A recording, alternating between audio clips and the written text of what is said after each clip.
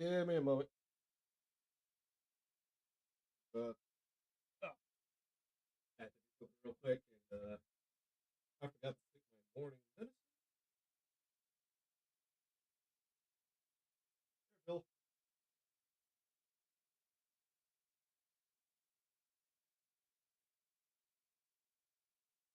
This real quick.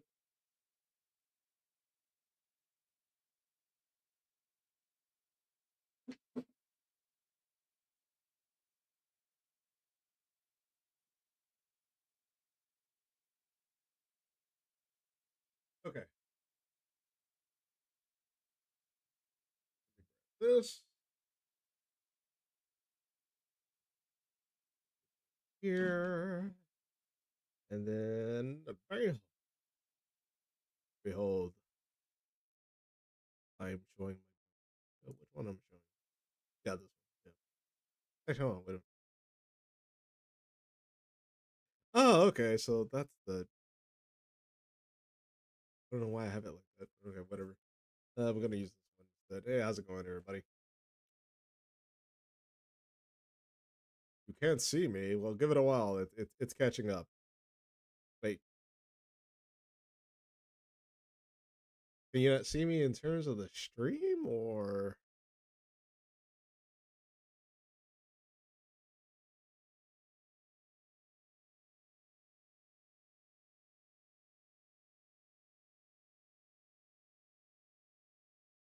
wait? Oh, yeah, you should be able to see me. Hey, your internet is like far behind.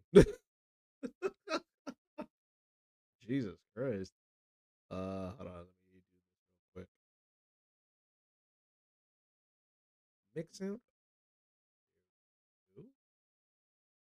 All right, there we go. How's it going, everybody? I was supposed to stream yesterday, but some things popped up and I didn't have enough time. So we're just gonna do a quick Sunday stream. How about that?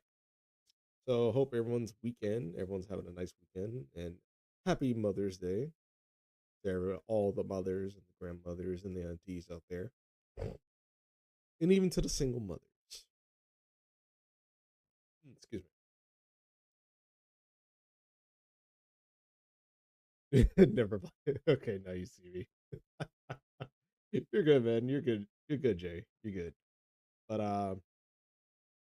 I wanted to talk to you guys about a particular video because we've already covered the whole Shiloh Hendrix thing last Saturday, and there's a particular video that I want to talk about today, and it is posted by this individual right here who goes by the name of Sabali BGDC2, formerly known as Big Girl Don't Care Inc. Very long, very long YouTube channel. So first off, I want to make it abundantly clear. No one is to attack this individual in any way, shape, form, or manner. If I catch anyone doing that, I will demand for you to unsubscribe from me and to get the fuck away from the community. If you could actually call it that. But yeah, I'm not gonna tolerate any of that. So any person who's like going to this person's channel, go to their video, leaving nasty comments, I do not condone that, and in no way, shape, or form should this be associated to bullying being directed from my channel, and that it is clearly the actions of other individuals. So, this young lady right here, who is clearly black, let me show you. See right here, she looks like one of those light skinned cats, obviously, but she had her little 2 cents on the whole Shiloh Hendrix as well. And before even playing the fucking video,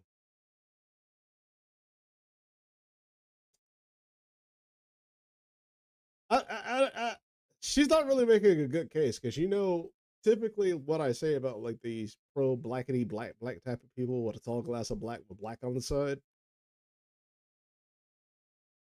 That image right there is honestly what I think of these types of people when they're constantly trying to prove or affirm how black they are, when they're just more of a turncoat than anything else. Without even playing the video, she's already like arguing in my favor. Because why in God's name would you put your opinion, which is only black people can say nigga, in front of a literal picture of a minstrel?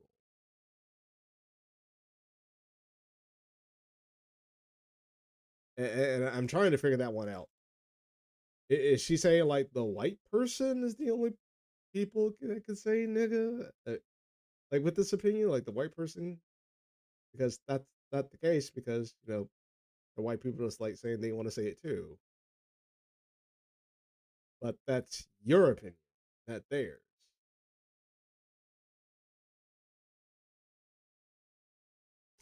Well, let's give her a chance to speak. Let's give her a chance to speak. People can say things to white people all the time and they never get canceled. There's no backlashing about this. I want to live in a country where people are allowed to say what they want unashamedly, and you Well, will go on, not then have say peace. it. And I have a disagreement with that. And I said this in the last stream, I believe. So if not, I'm going to say it again.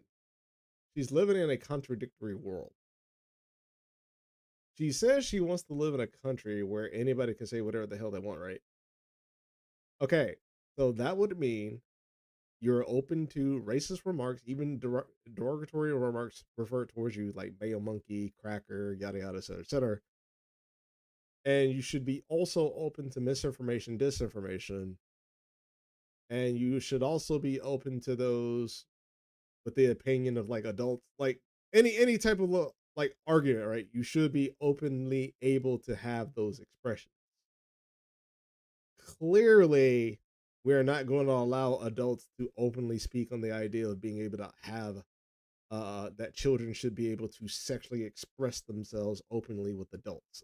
Clearly, we're not going to allow that. And clearly, there are some forms of speech that socially we are not going to allow because, some people they can't handle it. And then there's some people that can handle it.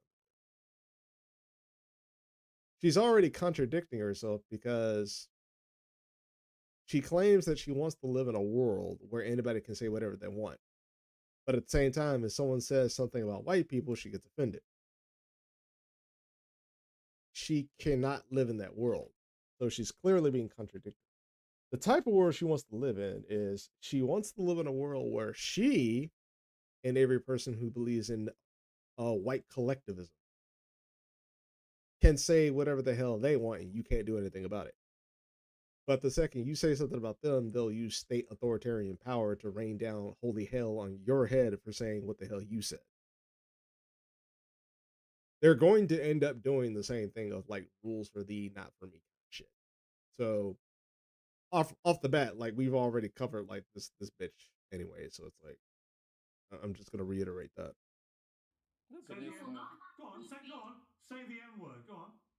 No, no, I'm no, not no, no, Hang no, on, no. hang Don't on. invite. No, no, no, no. No. And this is the part where Lamont Hendrick, I think that's his name, Lamont, ends up like showing like how weak black people of this mindset really are. I want you to invite this woman to say a racially harmful term in front of me because I'm the only on here. So if she says it, I'm the victim of it. So please don't invite her. Go ahead, Mr. Mark Lamont Poindexter. There's a bunch of And then she's like congratulating. Okay, so first of all, let's go ahead and break down what this man is like melting down about. no, no, no, no, So, no, hang no. on, hang Don't on. invite. No, no, no, no. I don't want you to invite this woman to say a racially harmful term in front of me because Okay, first of all, how is the racial slur only referred to you, but it's not referred to Myron, who's clearly right next to you? Like that doesn't make any sense. And this is why I say like this mindset, like black people of this mindset are the weakest. Because then when you listen to their argument is like all over the place. So he's already saying the word nigger belongs to him. It doesn't associate the Myron, despite the fact that later on he's going to contradict that. It only pertains to him, the black leftist, the Marxist, socialist, communist. It only pertains to him. I'm saying that in terms of he's one of the three. I'm not saying that's what he is. He's not all three. I'm saying he's pertaining to one of those. And later on, he's going to end up contradicting himself. And somehow he's making it about himself as opposed to making it about it's a word that most people don't want to be afflicted with. So it's not about protecting black people as a group. It's about protecting himself, protecting the individual himself from the word. It shows his weakness. I'm the only on here. So if she says it, I'm the victim of it. So please don't invite her. Go ahead, Mr. Mark Lamont Poindexter. Poindexter. There's a bunch of white people up here. You and one Uncle Tom on the left here. So I mean, as last I checked, Uncle Tom is also just another way of just calling a black person a nigger. Because Uncle Tom also comes with pet nigger as well. So he already contradicted himself. So, and she's just sitting here thinking, "Oh man, look at this strong black man popping off like a woman, strong, brave, and bold, strong, brave, and bold." After her to say the N word while I'm here is ridiculous. You would not sit here with a Jewish person and say, "Please use a Jewish slur in front of this." Facts. It's ridiculous. Okay, that's a fallacy. It's a fallacy. It's a false equivalence, and the reason why it's a false equivalence is because Jewish people actually respect their identity. You, Lamont, and Sabali here do not respect yourselves. And I'll tell you why. Both races, both ethnic groups, have something that they refer to in terms of some form of oppression towards their ethnic group. Blacks have slavery, Jews have the Holocaust. Do both of these ethnic groups want people to acknowledge their history, such as Jews, Holocaust, Black slavery? Yes. Do Jews go around? I don't know a derogatory term for like Jews, but do they go around calling themselves derogatory terms, or do they go around saying, "Hey, did you get drunk on Christian blood today? How's that little boy's baby foreskin that you bit off today?" Do they go around saying stuff like that? No, they don't go around saying stuff like that. But for some reason, Black people have conditioned themselves to believe it is perfectly fine for themselves to call each other niggers. And the conditioning is going to be in this video. It's going to come a lot after this. And you're going to see how stupid it fucking sounds. I understand you don't have any bad intent, Pierce. I understand. There's plenty of Black people like Mark Lamont who are against the word NIGGA. They are against the word. And it's unfortunate that our generation of ignorance, we started to own the word and we use it as a word of endearment. But it can also be a word of destruction. It can start a fight. It can Right. start a lot. So it's detrimental and Right. it's endearment in our community. No, that's a contradiction. That's a contradiction. Sabali, you cannot say a word of destruction is a form of endearment.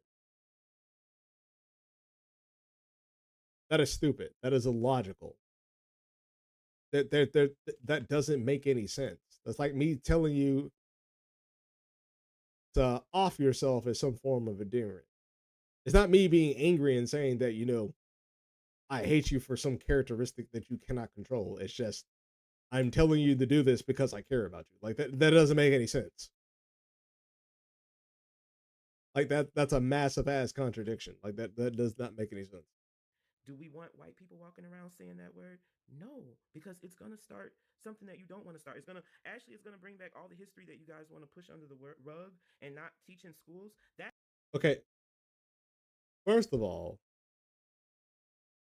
if you don't want them to say the word, you have to remove two things you have to do. There's actually two options. You either A, remove the word yourself out of your vocabulary, which means you can't say nigger, you can't say nigga.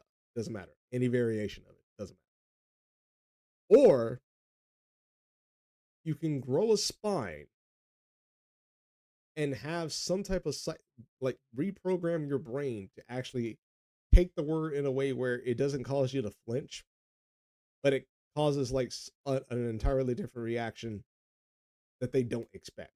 Like for me, for instance, when someone calls me a nigger, I don't get offended because one, I know I'm not an idiot, and two, more than likely they're weak anyways, and I'm more than likely should be able to take them on in a fight.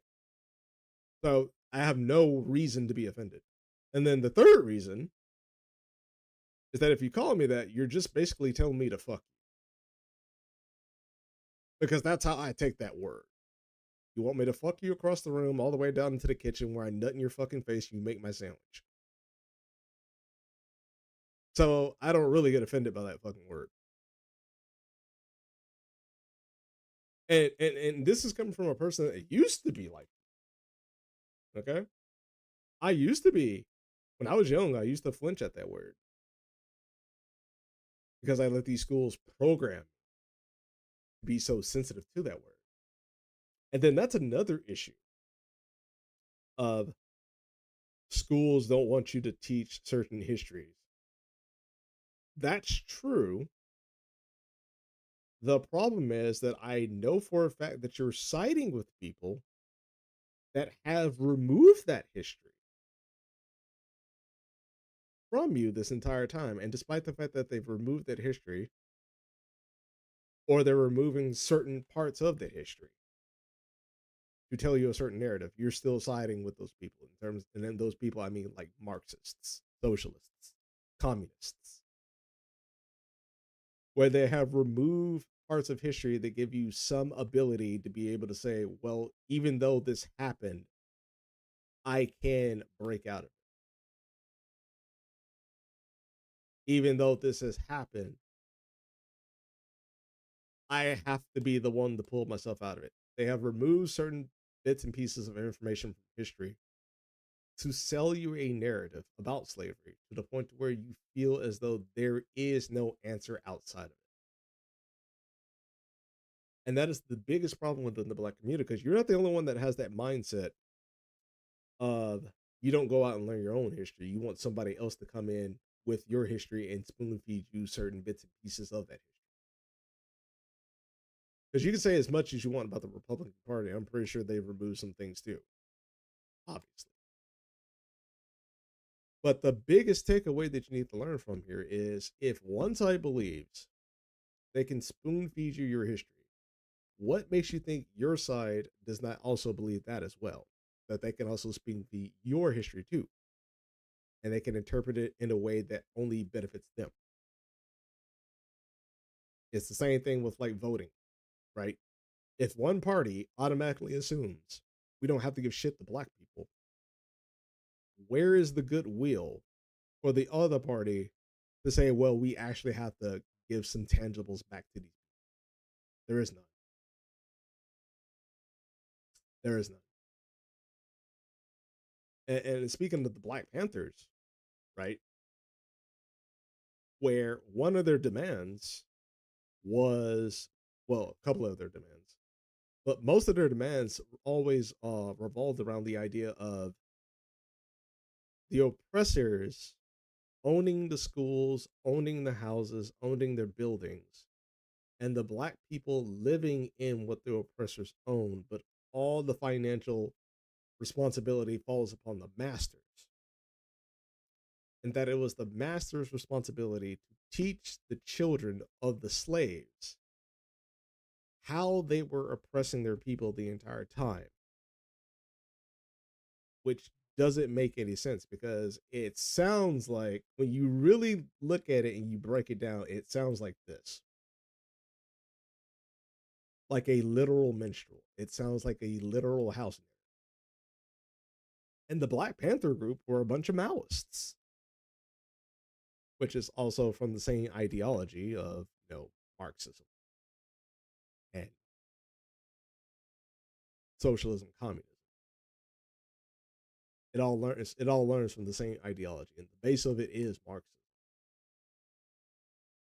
So you can't, under no circumstances, call yourself either of these political ideologies and call yourself something that values your own person. You don't value yourself.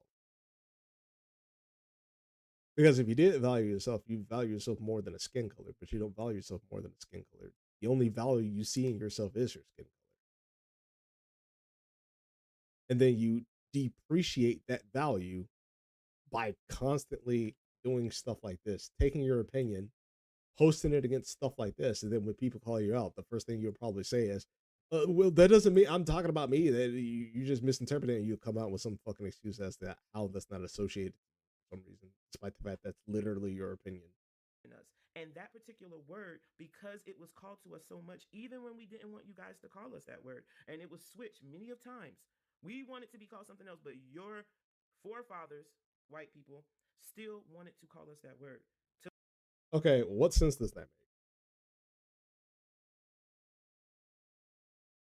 That doesn't make sense. That's literally what's going on with the right. Oh, they keep calling us neo Nazis and racists. We don't want to be called neo Nazis and racists. But since you won't stop calling us neo Nazis and racists, well, I guess we have to be neo Nazis and racists. You don't like being called a nigger. You hate being called a nigger. You want to be called something else. But for some reason, the people that don't respect you keep calling you a nigger. Just like you don't respect the white people and you call them racist and neo Nazis. So the only choice for you is to appropriate the label that you feel like you cannot remove. So the white people on the right are calling themselves racist and neo-Nazis because that's the only label that they'll allow them to be able to get what they want. And you're calling yourself a nigger in order you to feel like you're getting what you want because you feel like that is literal fucking self-hatred. That is literal. I cannot love myself. I need the world to love me in order for me to justify my existence. How about instead of worrying about what other people are saying about you and call yourself the thing you want to be referred to as, and then give people a reason to change that word out of their fucking vocabulary. Offer something to people that says, hey, this person's actually really good. This person offers some type of good or some type of service that justifies me referring to this person as a person and not a skin color or some derogatory term or some type of label of evil. Because that's never going to change when you don't have respect. You can't force the world around you to bend to your whims by way of the state because you feel offended. Because at that point, that just applies the label to you even more.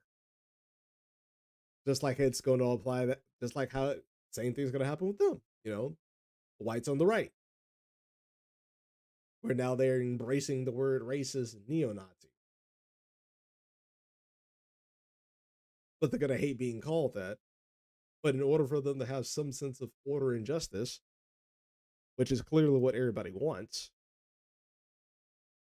now they feel like the only way for them to get that sense back is, well, now they have to accept identitarianism.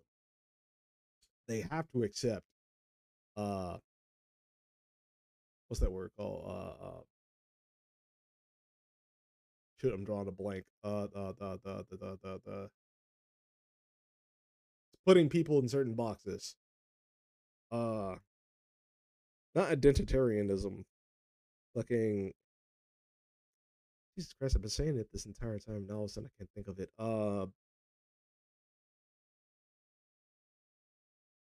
It's in critical race theory. I forgot the fucking word. But it's a concept within critical race theory where it's just sectioning off people in little boxes. And you have to stay in that box. Like black people belong over here, Asians over here, Mexicans over here, whites over here. And you have to, and there's characteristics within these boxes. And you have to stay within those boxes. That's the kind of stuff those people on that side are actually slowly adopting. It's not a large number of them, but a lot of people are getting like fed up to this point where they feel like they cannot combat left Marxism without having some form of Marxist identitarianism on the right in order for them to combat Marxist identitarianism on the left. And that shit, it's what's causing this division. You're appropriating Marxist tactics. You're appropriating the system of white supremacy, flipping on its head, and you're saying, well, it's justified because it benefits blacks, minorities, disabilities, and women. And it goes out its way to not hire white men, which is also a form of discrimination. But then what's the first thing that's going to come out your mouth if a white person, right, especially particularly a white man, appropriates DEI and they flip it back on its feet, where it goes out its way hiring white men, but it goes out its way not hiring women, minorities, and people of disability. You're going to say that's racist. Well, you're the one that brought it in here. So why is it you want to all of a sudden get rid of it? Because you're not benefiting from it. In order for you to actually get to the part of being accepted as a person, first you have to accept yourself as a person. And then once you do that, you have to accept the fact that there has to be a level playing field where one side is not getting all the benefits because of characteristics that you can't control and vice versa. Which also requires you to say that DEI is a racist policy. But that's going to take a lot of self-reflection for you to actually go through, because it seems like you really drunk the Kool-Aid on this kind of stuff. To the point where this is what you got now. If you guys say the word, it's a fight, or it's something. It ends up bad, and it is what it is. I don't go around saying crack attack. I wouldn't dare do that because that's another word that I know is a slur towards white people. Wait, what?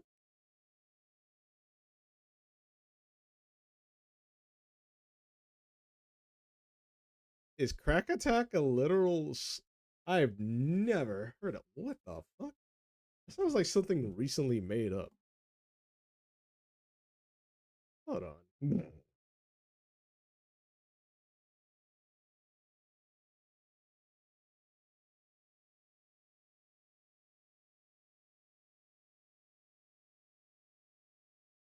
Well, someone probably needs to sue Crack Attack Auto Glass. Clearly, that is a racial slur towards white people, and somehow that's a business title. Where did she get that from?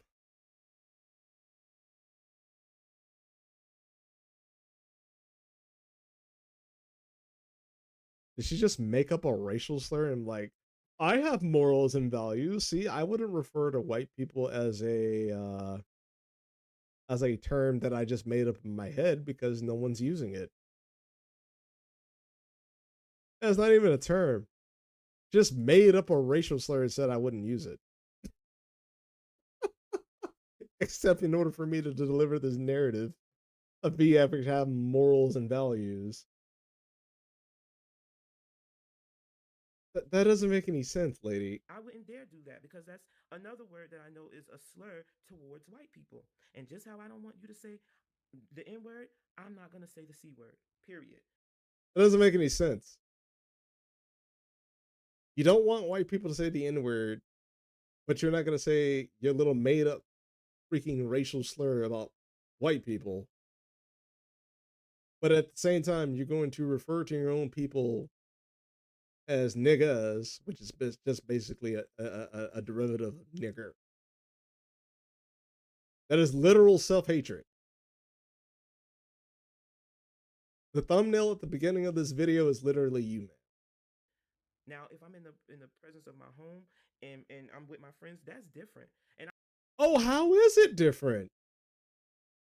Please do tell me how you have private property rights, but nobody else does. I'm not, and I'm quite sure white people, no matter how much they love black people, I'm sure they've said that word in their home. Possibility, yes. You'll never know unless they just come out and say it themselves. But yeah, that's a possibility.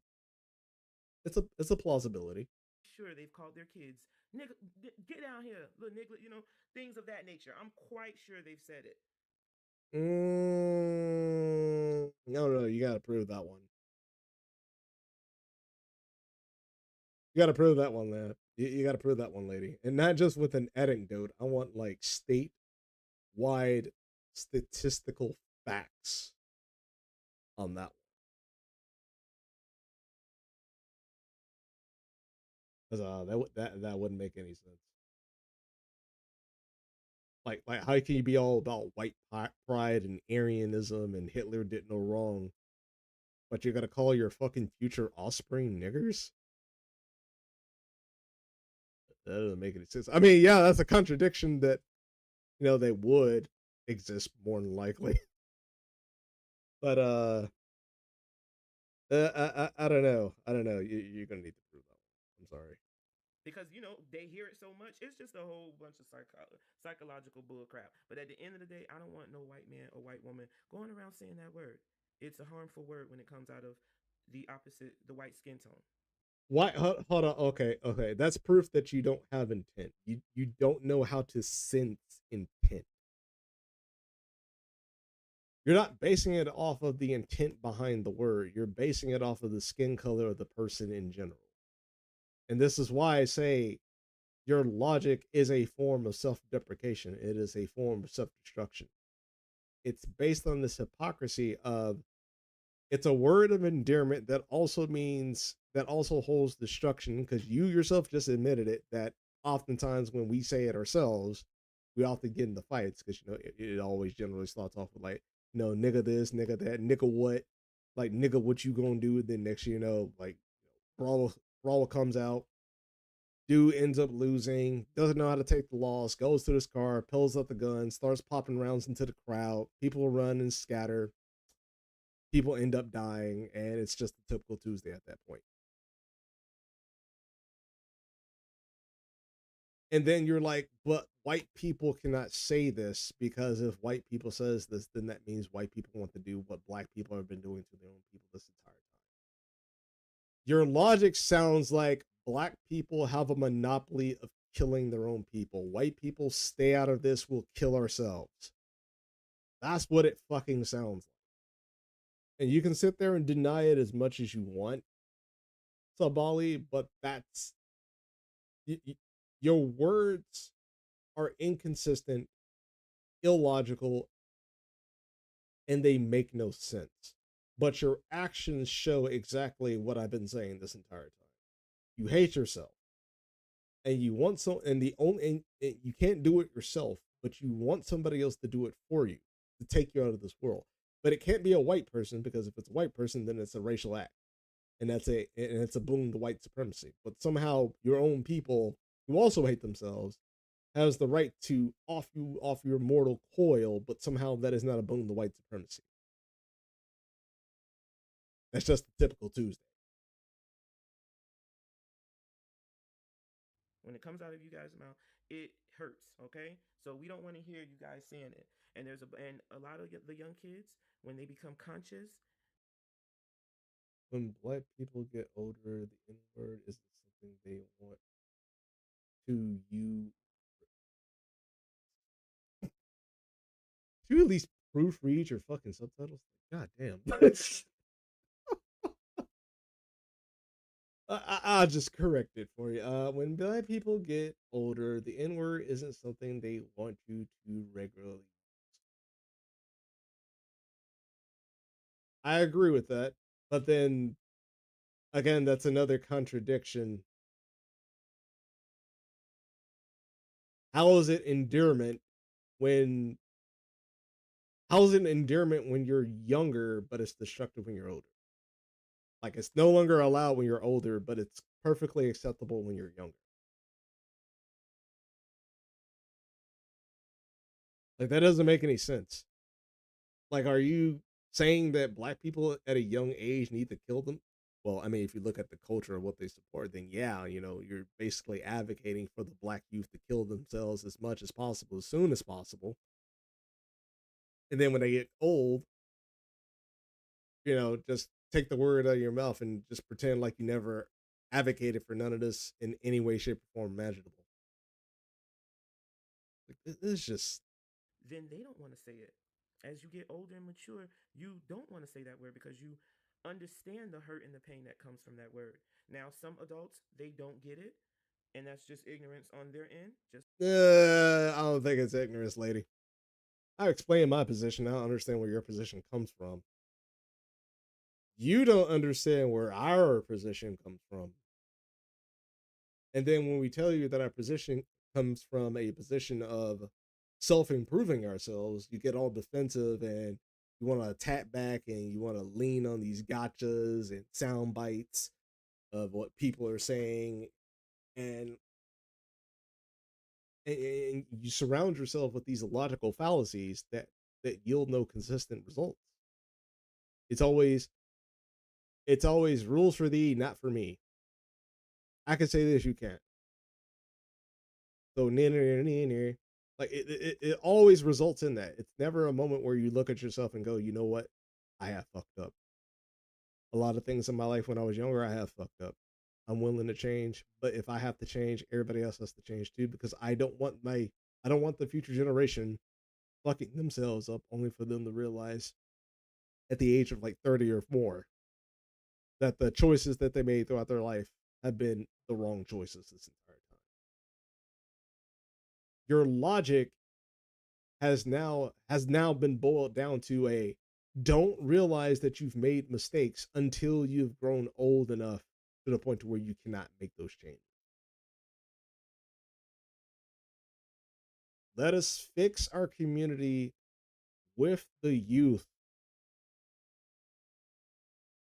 It's not going to get any better if you're allowing the youth to do whatever the hell they want, including be self-destructive, and then when they get older enough, then they have to put it away. That doesn't make any fucking sense.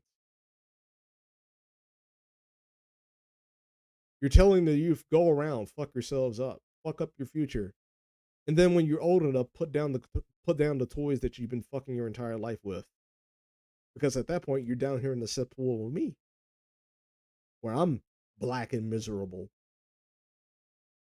and I got nothing to my name, and people don't respect me.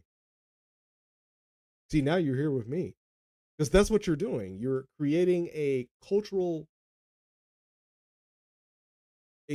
norm that takes the future generations of black people and put them in the cesspool with you. Which is why I say you and Lamont are self-hated. You hate yourself. You literally hate yourselves. And there's no amount of portions that you could put of black meat, black peas, black potatoes, but a tall glass of black with some black on the side that ever changed that. Because more than likely, you got poison in that food. And then when a black person dies from the food that you cook, somehow it's not your fault. It's somehow white supremacy. It's like some white people don't get it and they still want to call black people the N-word because that's ignorance on their end. But the majority of the world understands that there's certain words that trigger black people and we don't want to say it. And I commend a lot of some of my. What other words trigger black people other than nigger?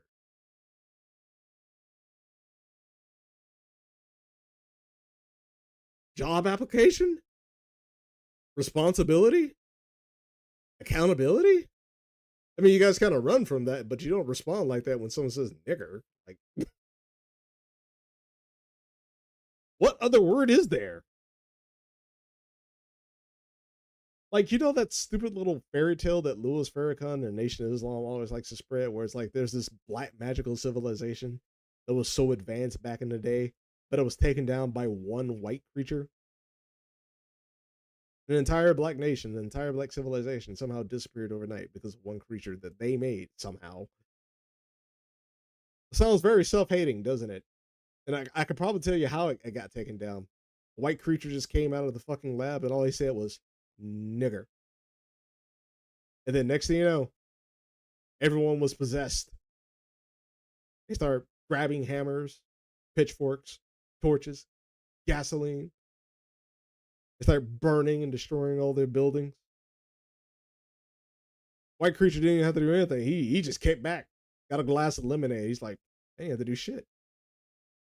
All I did was say a word. And they're destroying their own fucking city. I ain't gonna do shit. Like, this is kind of stupid.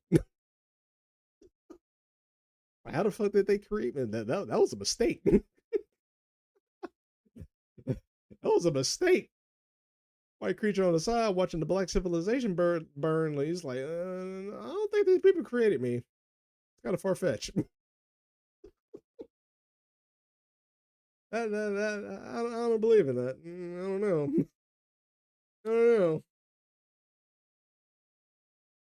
And that's how this comes off. It's a form of self-deprecation.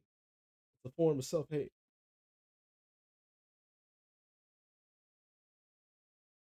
Wait, is that an actual book? Hold on, is that an actual book? Who is Tony D. McNeil?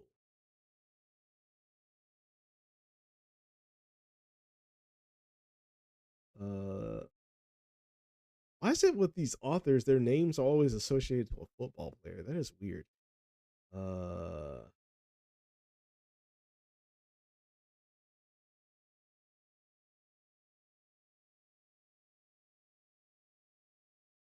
I can't find anything on this guy.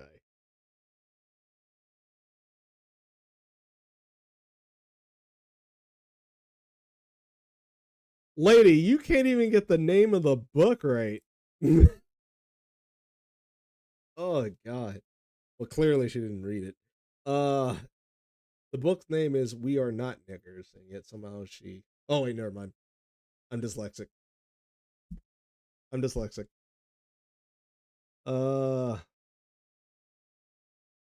This book discusses racism and offers insights into what minorities can do to overcome it, which I'm pretty sure it's going to be as backwards. He worked on the Social Science Aid and Technician Veterans Health Administration in Lewiston, Idaho, 2014, 2015. Okay. Yeah, so this is an actual author. Okay, so that doesn't make any sense. If you want people to stop referring to you as niggers, why would Tony put the word nigger on the book?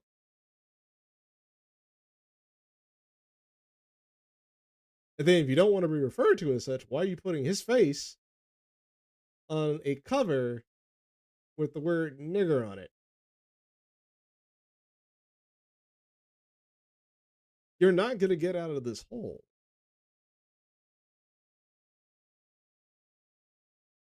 And it requires you to look at yourself and say, there are some things in my life, if not most, that I have been taught that is a fucking lie. I know that's really hard to do, especially considering that, you know, you're coming from the position where you're told, or you came from the conclusion that most things in your life was already a lie. But that's called a misdirection. And now that you've already been through that process where you think the things that you were taught beforehand was a lie, and everything presented to you now is a truth, that's now have become a belief. Now you're going to be put into a position where when you're challenged on, hey, most of the things you've been taught this entire time is actually a lie, you're going to reinforce that and be like, no, that's not the case.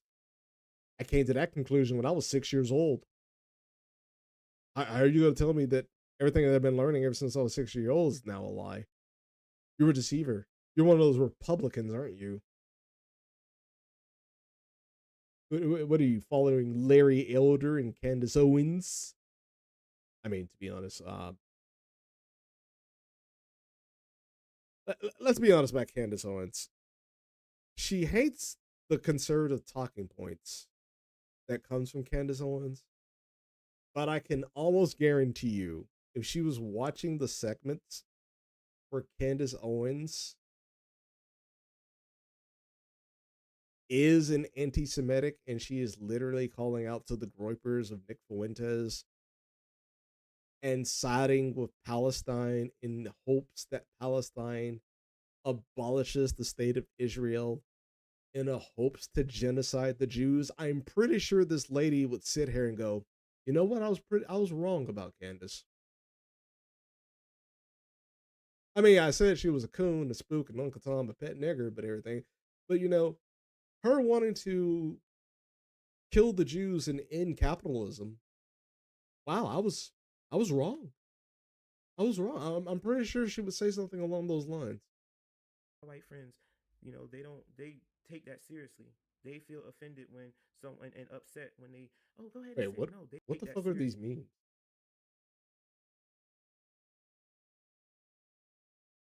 Why do you have the guy from Tales of the Crypt here with Stank? What? They feel offended when No, she's someone and upset when they, oh, go ahead and say it. No, they don't want to say it. Now they might laugh if you say, "Nigga, the come bring your fuck? butt over here." They'll laugh, but they don't want to say it out of respect, and I respect them for that. But the other ones that want to say it's freedom of speech, that's showing your true colors. Well, no, no, no. See, the problem is that you don't really understand it. There's two sects of people when it comes to the free speech discussion. There's the Nick Fuentes, we're using the concept of freedom of speech as a shield in order for us to say nigger, versus because they don't want to be held accountable in the consequences of that, right? And then there's those who do value the freedom of speech, and it's like you can say it, and we'll say it too, but there's no intent being delivered in what we're saying. Clearly, there is an intent hidden and packaged behind Nick Fuentes and the Groypers and Just Pearly Things and Myron Gaines and Sneeko. Like there's a hidden intent, there's a hidden agenda because that lady clearly shows her hypocrisy, right? Of I want to live in a country where anybody can say whatever the hell they want. But then when someone says something about white people, they get offended. And therefore it has to stop.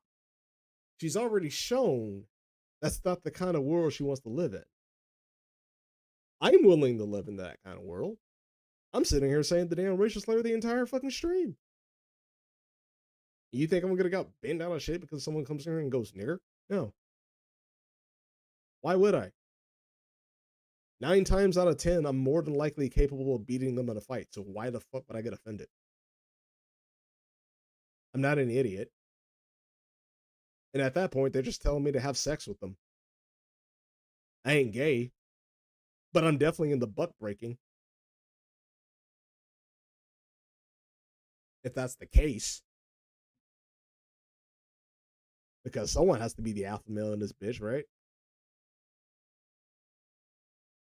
You might be a little bit of racism if you feel the need that one particular word is something that you just feel the need to say because it's your freedom of speech. No matter how much history of destruction it has on it, you still want to say it. That's not right. And Pierce Morgan, Mr. Lamont, how he got, I still call him a Poindexter, but he is a black person that probably didn't even grow up in his household hearing that word because there's a lot of black people that do not want to hear that word because in history, that wasn't a word that we wanted to own. But he more than likely heard that word, considering where he came from. Like, how else would he?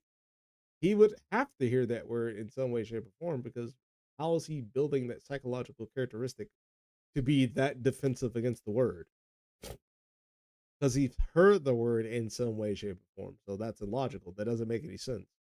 He has to hear the word in some way, shape, or form to have that type of response. Just like I had to heard the word in some way, shape, or form in order for me to build a defense against that response to that word.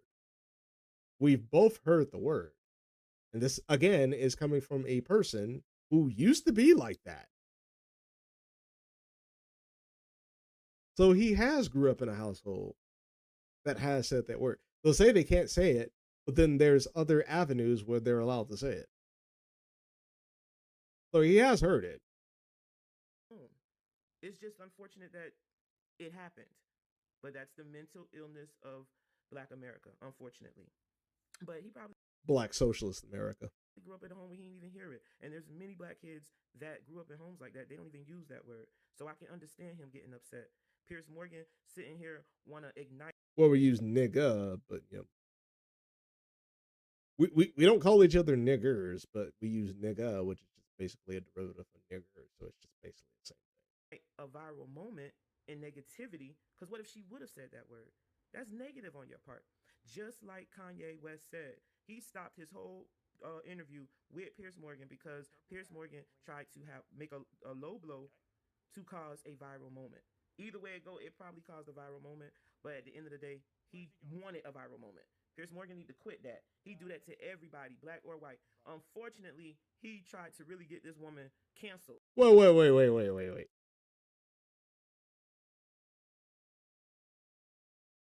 If he's doing it to all races, then how is it wrong?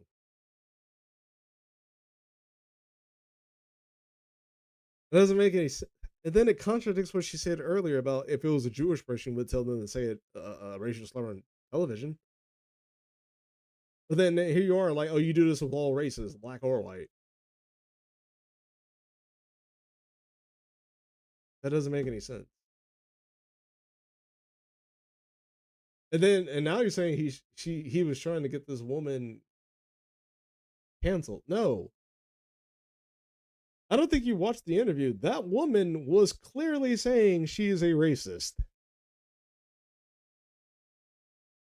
Now, granted, in terms of like other factors that are not being taken into account of this whole situation with Shiloh Hendricks, I think this lady in the interview with Pierce, I don't think she's a racist.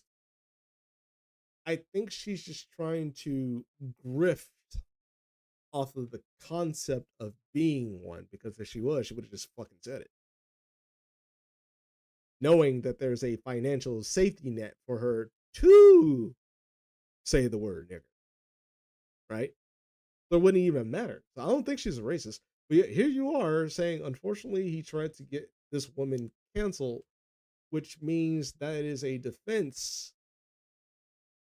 for this woman who clearly said she is a racist, which goes against everything that you have been saying this entire time. But even I don't even think you believe what the words coming out of her fucking mouth. Like, you know for a fact she's not racist, but you're not going a lot further into realizing the contradictions that are rooted in this entire interview. It's already bad enough. Like, it's stupid that you have white people on the right literally giving Shiloh Hendricks close to $1 million, which is basically she's now a DEI. I think it's fair to call her a DEI. As well as it is retarded for black people to give money to Carmelo Anthony with comments saying kill Whitey. Both sides are stupid in this. There's no justification as to why you need to do it. And even if you had a justification, there's always a better answer to what the fuck you just said.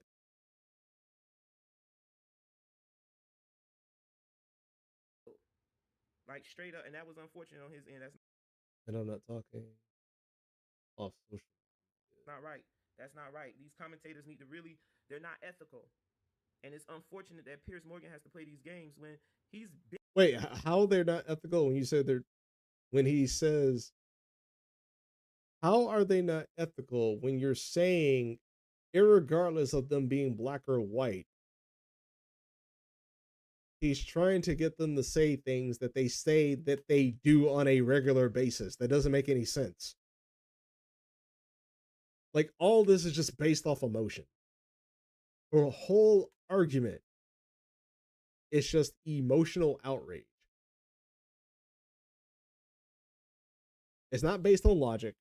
It's not based on consistency. It's just based on my feelings got hurt because Piers Morgan was trying to get a white woman to hold up to her logic. Therefore, I'm angry that Piers Morgan tried to get a woman who is white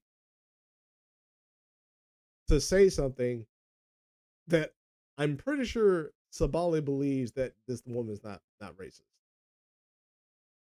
But then there's that identitarianism of she's a woman, so now I have to be in defense of the woman because we both have the same organs. Therefore, we are in defense.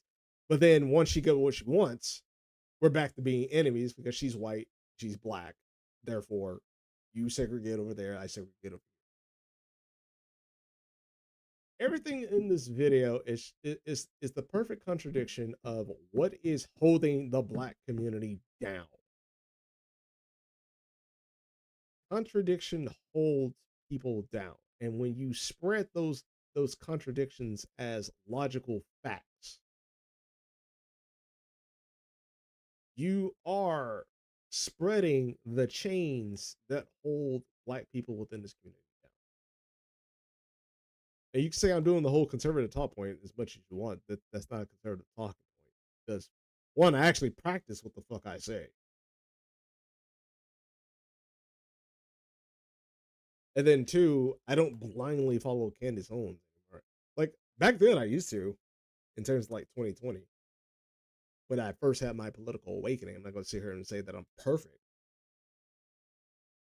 But as I start delving deeper and deeper into the political zeitgeist, I start to realize like a lot of these people just say things just to be able to get money because originally what they were saying beforehand wasn't working on one side of the political aisle. So they needed to deviate in order for them to actually make themselves a namesake on another political spectrum, on another part of the political spectrum. Candace Owens is a perfect example of that. You're not angry at her because she's a coon and a sellout because she went to the Republican Party. You're angry at her because she used to be you.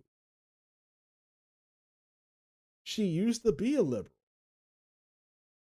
Back then, hold on, let me find it. Hopefully they didn't go through the lens of like trying to remove it.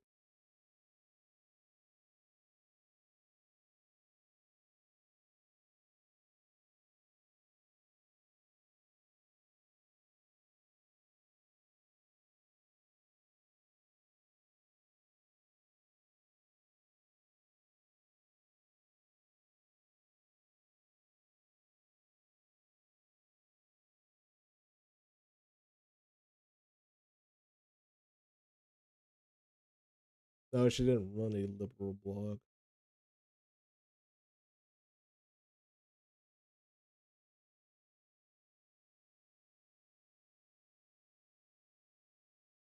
There we go.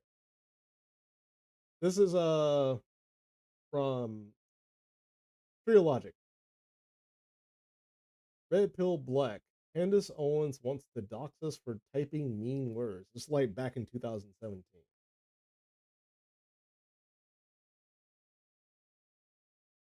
Logic criticizes Candace Owens, aka Red Pill Black, and her anti-bullying website Social Autopsy. Free argues that Candace is a secret SJW, which she actually is. Actually, hold on. There was an interview. Ooh, that's another good one. Let me find that. What was the name of that fucking Candace Owens?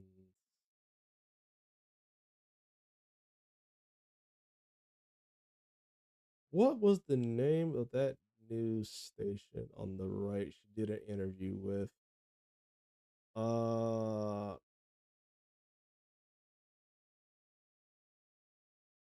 Rebel News.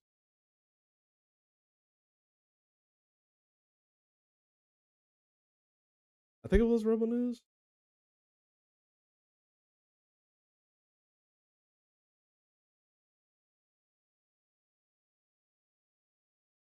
That's the problem. Like, you're not gonna be able to find stuff like that. You gotta bookmark that crap. I need to start bookmarking stuff like that.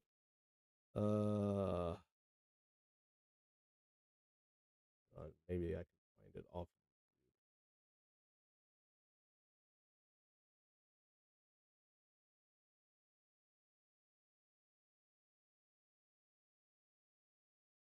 No.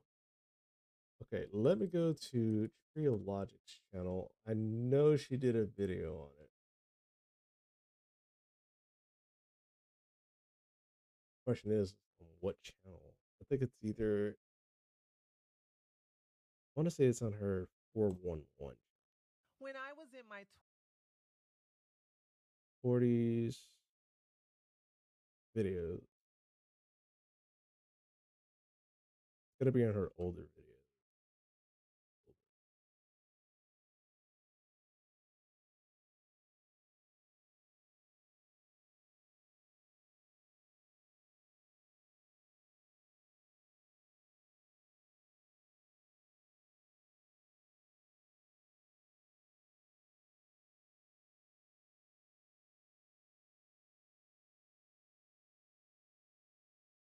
Love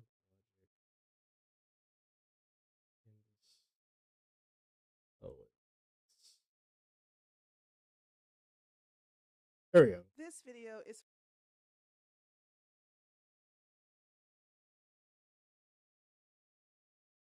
for educational and Also, shout out the Tree of Logic. purposes only. It is not intended to cause harassment or bullying. Everything presented in this video is based upon facts, which can be verified through direct links to websites and archive links of various tweets and deleted web pages. Do not contact or harass. And then the other video right here. But I think she has the video of her doing the interview with Rebel News. I could have sworn she had that on. But we'll see As later on. any YouTubers and journalists presented in this video. The sole purpose of this video is to inform and warn the public of the soon to be launched doxing website called socialautopsy.com. Hey everybody, this is Tree from treeoflogic.com. As many of you know, I used to be a police officer and have locked away some very dangerous men. Even though I am no longer a police officer, I still live in the same state in which I was hired to enforce the law. For the past 2 years, men who have served a minimum of 20 years in the federal penitentiary are being released into society through halfway housing. Even though I have changed my physical appearance and the chances of them recognizing me on the internet is extremely rare, the one thing they will always recognize is my name. You see, I've been on YouTube as Tree of Logic for well over a year, and until now, I never had to worry about being doxxed because I said something mean on the internet. And trust me, I said some very. Now, keep in mind, originally this was an idea on the left when it came to Twitter. Okay, that was weird. This wasn't an idea on the left that came from Twitter. When this was like back when Jack Dorsey was actually running Twitter. The left was trying to use Twitter as a means in order for them to organize cancel culture, to shut down dissenters that goes against their political ideology. Candace, around this time, because remember, this is back in 2017, around this time was trying to start her own website to do the exact same thing, but she couldn't get it off the ground.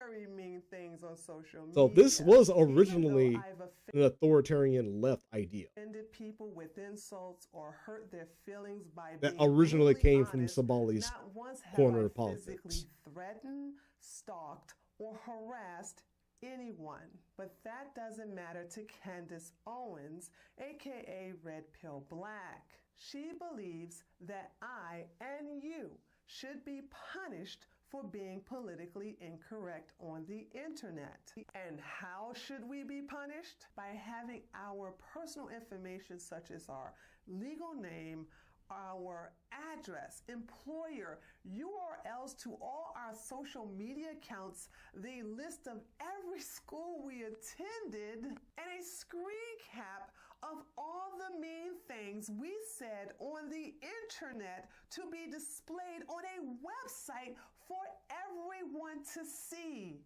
In other words, we deserve to be doxxed and shamed for typing mean words. That's right, ladies and gentlemen. Because I called someone a spineless ass bastard with an IQ of a roach, I deserve to be doxxed so that criminals who I've locked up in the past can find me and try to kill me. But don't take my word for it, honey. I'll let Candace tell you all about it.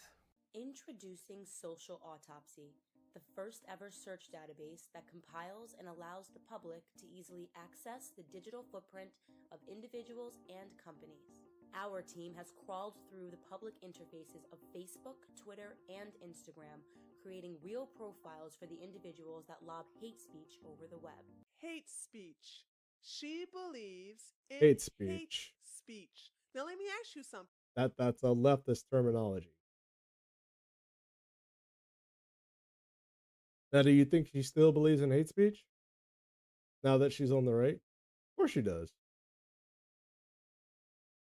Of course she does. She did not drop that in any way, shape, form, or matter. Who's more than likely to believe in hate speech? A conservative or a SJW? I'll let you decide. These individuals are your teachers, doctors, neighbors, and business owners. And for the first time ever, you'll be given the chance to run a real background check on them to see what these people represent behind closed doors. You heard her, folks. This website will snitch on everything your teacher, doctor, neighbor, and business owner said on the internet. Nothing could possibly go wrong with that. Let me show you how it works. Sorry Plug about in that. the name of any The person, fucking monitor went company, out. or organization. Our database will return any number of profile hits, which can then be narrowed down by city and state. When you've located a user, you will be brought to their autopsy report, which will consist of real screenshots of words that they have shared across social media platforms. Now ask yourself this question. Do you think Sabali would actually support something like this if it's something on the left where she can dox and report alleged white nationalists for their mean tweets? Yeah, she would support this. But then would she support it if that system was somehow appropriated by people on the right that do the same thing to people on the left, where people on the left are doxxed? All their information is doxxed. Everything about them is revealed, and do the same thing to them. No, wouldn't support that. Any person who is supporting a method of rules for thee, not for me, is clearly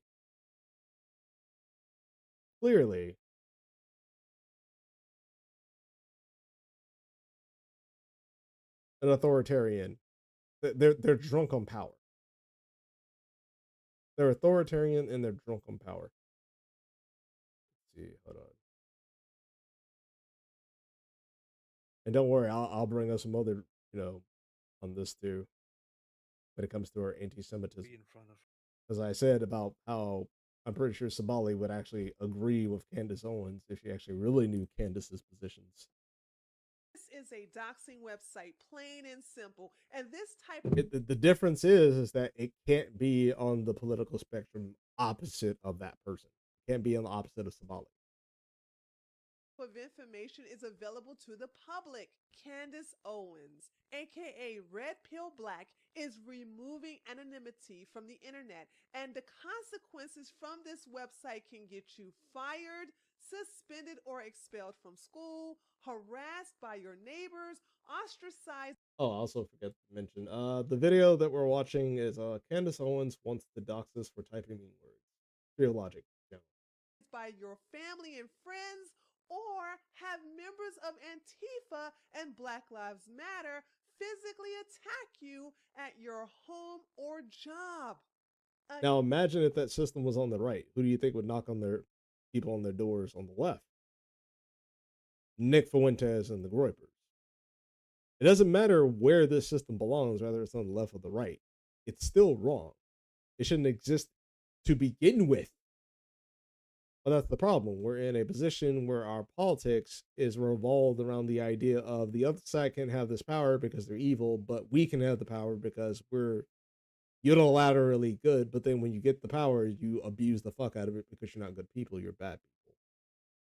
And you don't understand the concept of when you have abuse of power at your hands and you are clearly abusive with it, it needs to be destroyed. It can't exist. It has to be destroyed.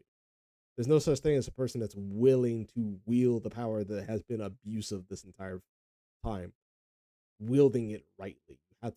You have to abolish that. You have to. There's no, oh, there's an angel around the corner, they'll run it a lot better. No, it won't. They'll be a lot more secretive with it. But it doesn't mean it's a lot better. Again, is this something created by a conservative, or is this something created by a SJW? Want to keep up to date to see if a particular profile has been added to?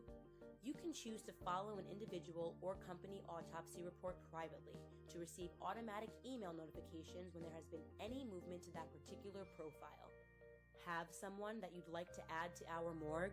Submit them. Our database is continually grown by anonymous submissions from individuals like you. Because why engage in an online back-forth argument with friends over insulting statuses and comments when you can instead screenshot their harsh words and privately submit them to our database? And then threaten in public. You know, the evil thing about this is a very totalitarian, authoritarian website, and it has this nice, cheery little background music that you typically hear in like fucking training videos. Jesus Christ, I forgot who said it, but they said evil is unironically, cartoonishly.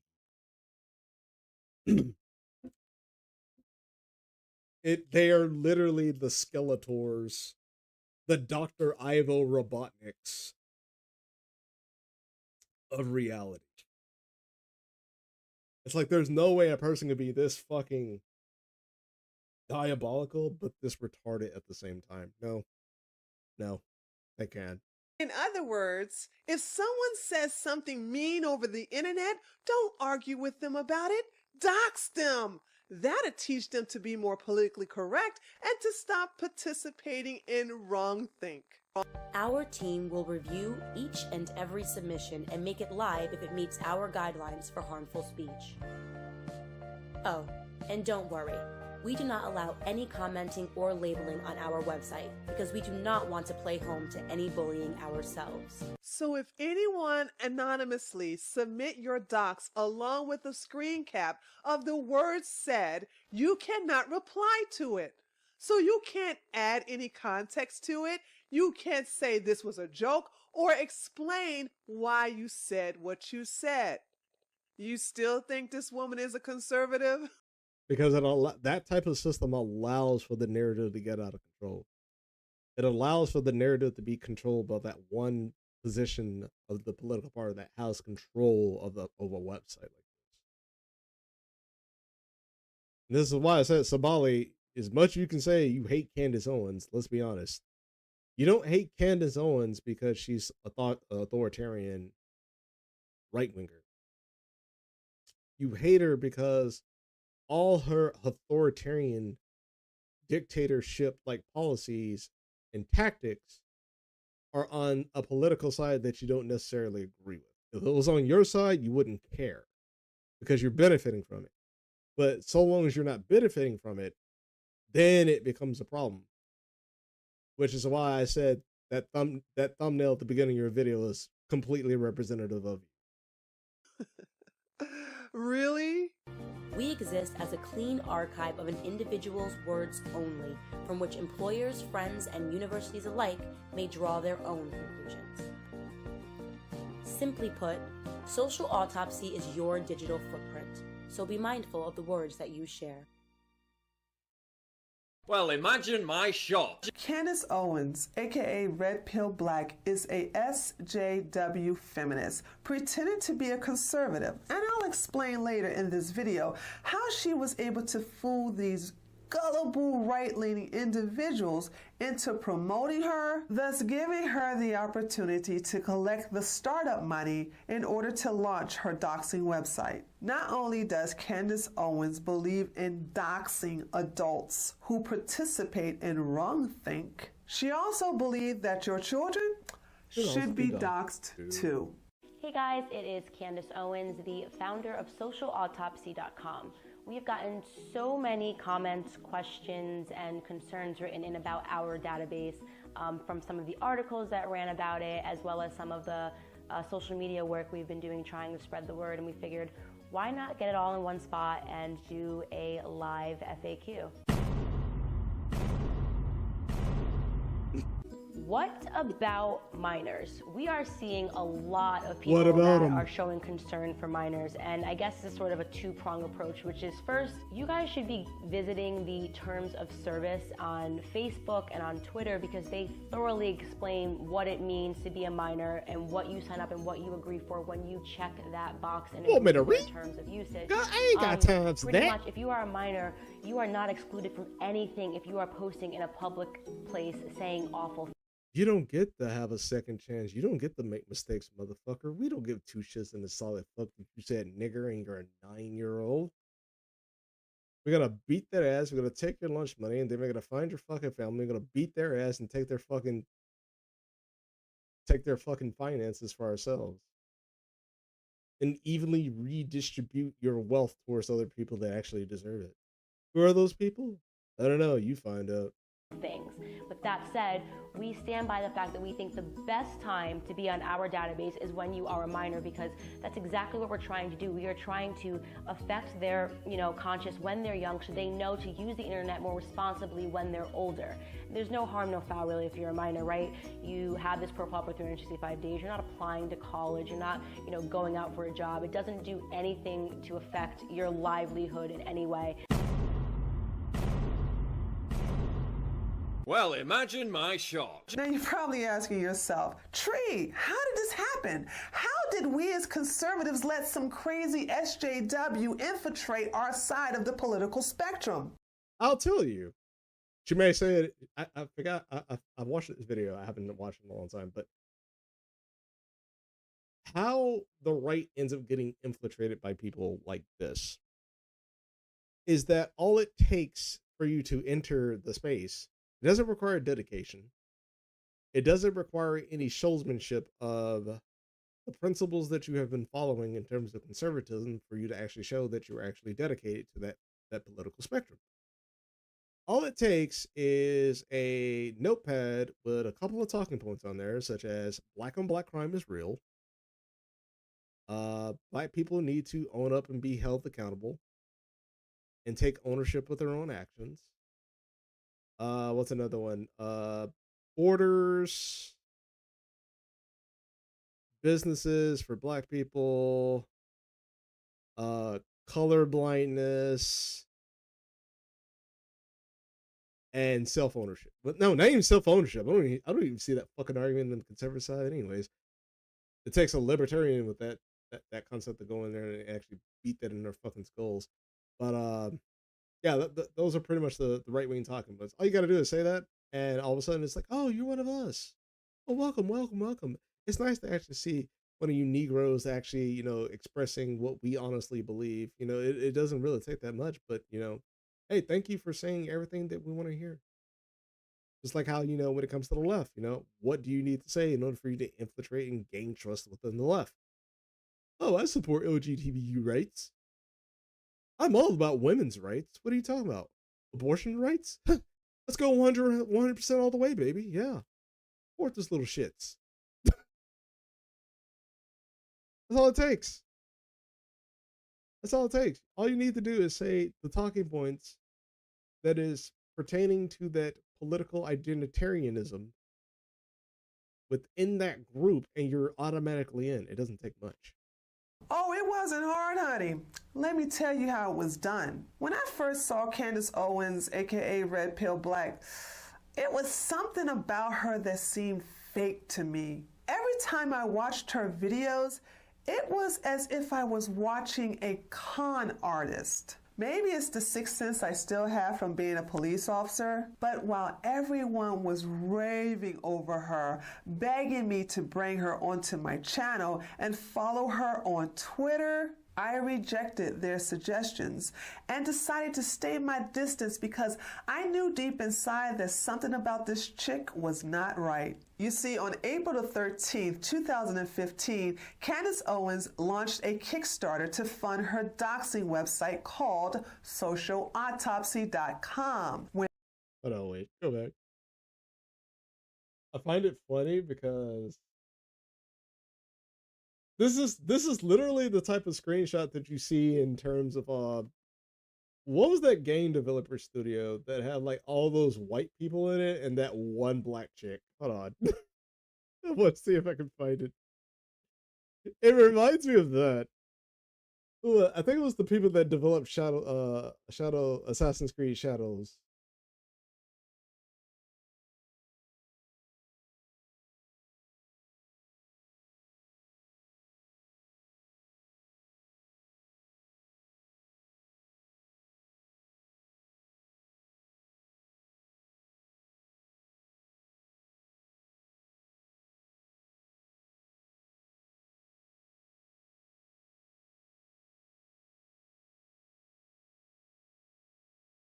Let's see.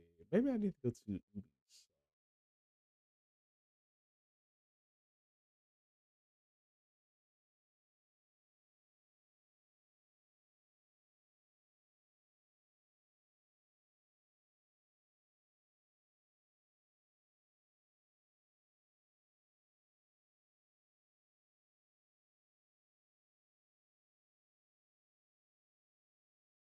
in Quebec, right?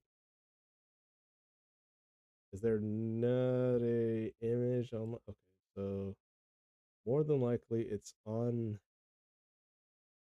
their page.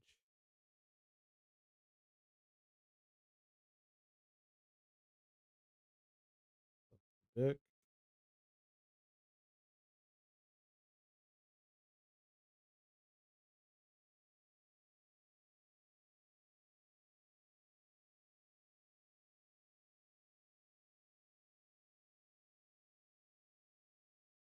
Oh, this page is so plain and boring. Ugh.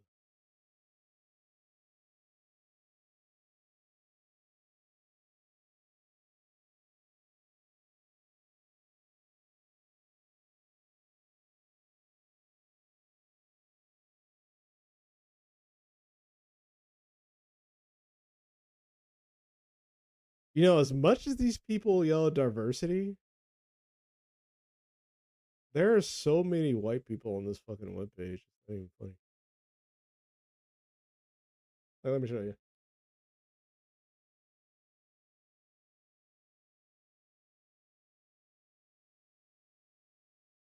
There's a white person. Like, I understand it's Canada and everything, but you know, for the people that are yelling diversity is our strength, you know,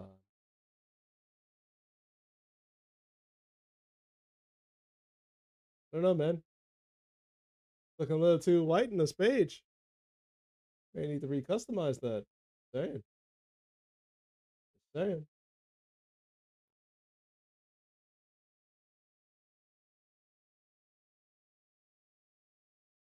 Could be under their career. There's a lot more white people. They're probably gonna have that one black person sooner or later in that bitch.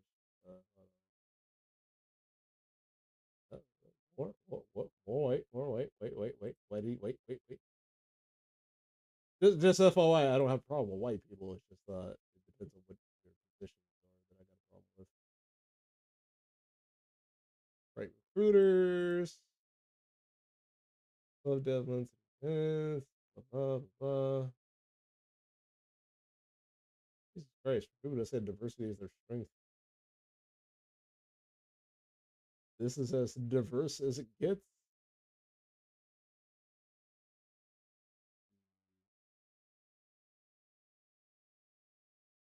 Would it be under their engagement?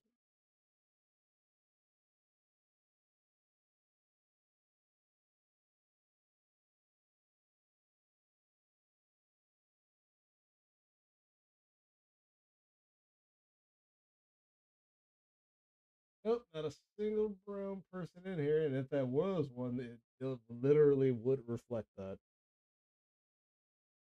White people.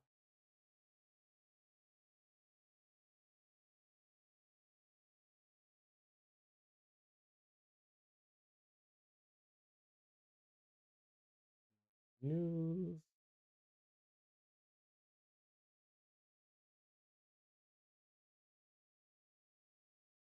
Whether I have it here. The Assassin's Creed Shadows Adventure through the eyes of Quebec City Managing Director Natalie Bouchard.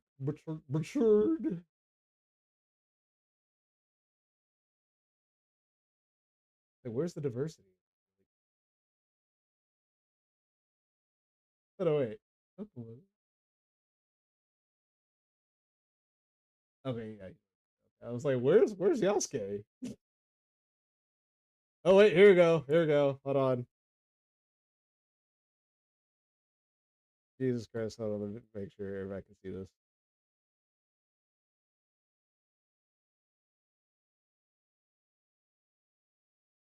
I don't see a single black person in this team. It's like finding Waldo. Let's see if I can find one. Just a minority in general. They don't even have to be black.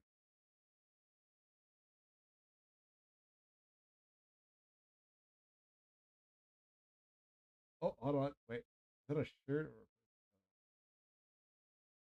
I thought I found one?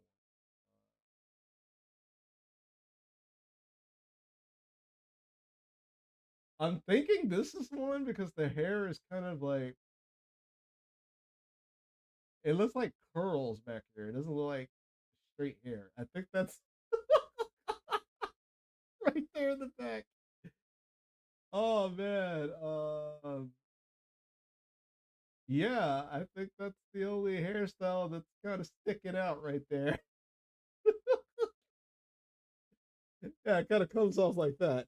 On her doxing website called socialautopsy.com. When liberals heard about it, they immediately warned everyone on YouTube, Facebook, and Twitter. Candace Owens was looking to raise $75,000 to launch this doxing website. That day, a long list of liberal YouTubers began to make videos about it. They were warning everyone that this chick named Candace Owens launched a Kickstarter to fund a doxing website. So they, along with Reddit and 4chan, joined together to put a stop to it. They also created a petition demanding that Kickstarter terminate her financial campaign. Even the Young Turks made a video about it and said that this was a bad idea. Yes, the Young Turks. So due to the justified outrage from the left, Kickstarter suspended Candace Owens' fundraiser campaign 24 hours later. Now remember, this is the same doxing website that she told all these right-leaning men that it was just an innocent anti-bullying website. But instead of fact-checking, Remember, guys, the right is all about not being in their feelings, and yet somehow they were accepting this under the guise of protecting children. But it wasn't protecting children. her, they were all blinded by her charm and believed her story without investigating it. Now that her Kickstarter was suspended because it violated the terms of service, in addition to being a horrible concept, Candace did what Candace does best. She played the victim. She created this fictitious story about Zoe Quinn releasing her army of gamer gators, and this was the reason why her Kickstarter was suspended. Now, I told you all the truth. I explained what really happened, and the links to prove that I'm telling the truth are in the description box below. But let's listen to Candace's twisted version of what she thinks happened. A woman named Zoe Quinn contacted me within a few hours of us being on InfoWars. Kickstarter. That was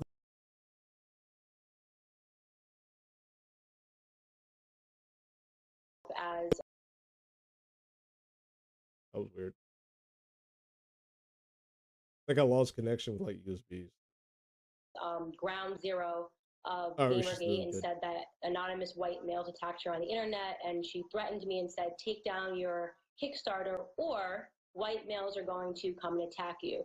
Obviously, I refused to take down my Kickstarter. You know, I said, I'm sorry that happened to you, but I'm not going to just back down. And she grew hysterical and started crying and said, you're going to ruin everything, and sort of this like ominous threat. I hung up the phone with her, and within hours, I was inundated on emails by people with these obvious for Trump sort of, you know, email addresses.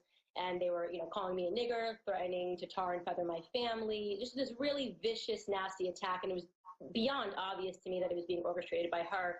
And I made that claim on my Twitter account. I said, you know, I don't know anything about the Gamergate scandal, but I can tell you that this girl, Zoe Quinn, is no victim. For the record, I don't like Zoe Quinn. Personally, I think she's a nasty woman. However, in all fairness, why would Zoe Quinn call a complete stranger, demand that she takes down her Kickstarter, and then cries because she doesn't? When Candace explains this story in other interviews, she said that Zoe wanted to protect the identity of the men who were harassing her.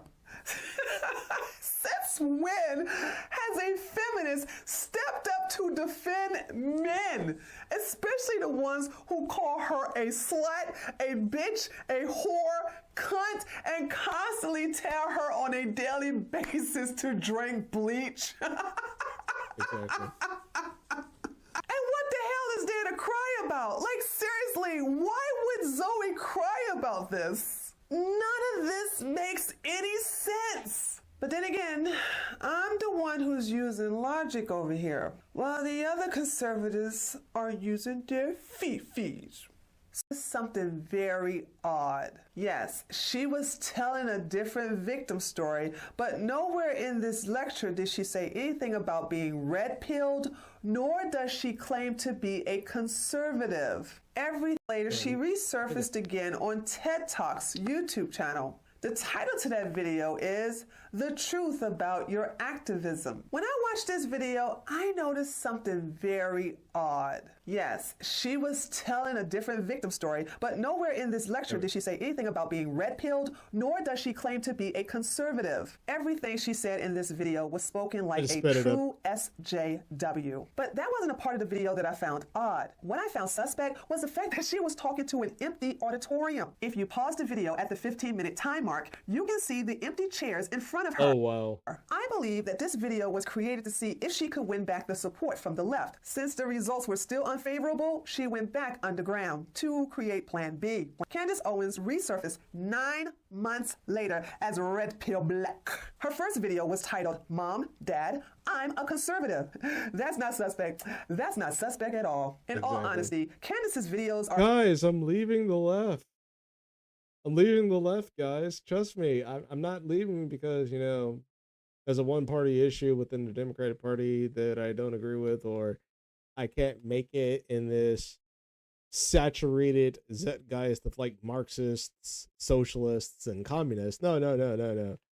I'm conservative because I have right-wing values, and I believe in the nuclear family, and I believe in marriage between man and woman, and I'm definitely not just trying to come over here and start raising money because I can't do it over here in the left. Are a bunch of fluff. There's no substance to them whatsoever. If you compare her videos to the videos of other Black conservative YouTubers, you will see a huge difference in the content. But here's where things go horribly wrong. Paul Joseph Watson is smitten with Candace and showcased her on his channel as a Black woman who was force-fed the red pill. This undoubtedly turned her from a liberal to a conservative. Force-fed the red pill? Really, Paul? When exactly did this happen? Her Kickstarter was destroyed by liberals, and rightfully so, back in April of last year, 2016. On May the 11th, she said on Twitter that she's still a liberal. On October the 20th of that same year, she appeared on stage in front of an empty audience playing a victim and giving SJW talking points. 9 months later, she's back on YouTube and surprise! I've been red-pilled and now I'm a conservative. Not once did you vet her. Not once did you investigate her story. Not once did you fact-check her, Paul. You let this brain affect this brain, and you allowed a SJW feminist to infiltrate the right-wingers' platform. Oh, but don't worry, he wasn't the only one. There's no such thing as woke right, guys. Woke right don't exist. Don't pay attention to the Black woman that we allowed over here that hates the Jews and wants to destroy capitalism. That has no association or anything at all. Who did this? After Paul Joseph Watson headlined her, Alex Jones had her on his show 4 times. Then Stephen Molyneux jumped in on the action. Next was Owen Schroeder, followed by Steven Crowder, who happily gave her a shout out. Jesse Waters also invited her on his show, followed by Andrew Clavin, Dave Rubin, and then— And yes, this would make Candace Owens DEI. Ken Matthews, and the names are still piling on. Oh, and Mike Cernovic often brags on Twitter about being besties with Candace for over a year. Oh, that Mike, can't put nothing past him. Because these men have propped her as the conservatives' Black Madonna, she gained a lot of financial support from the conservatives. And we all know that when it comes to financial donations, no one gives as generously than us. And now she's this close to achieving the $75,000 she needed to launch her doxing website, all funded by right-wingers. How could these white men drop the ball and neglect to do a background check on Candace Owens? Because she's a Black woman. And when it comes to Black women are the most disrespected group of people in America. So they had to give them money. Especially considering the fact that she is now a conservative talking right-wing conservative talking points. Doesn't have to really prove that, you know, that's what she believes in. Just, you know, say the word, Bartz. Just say the word.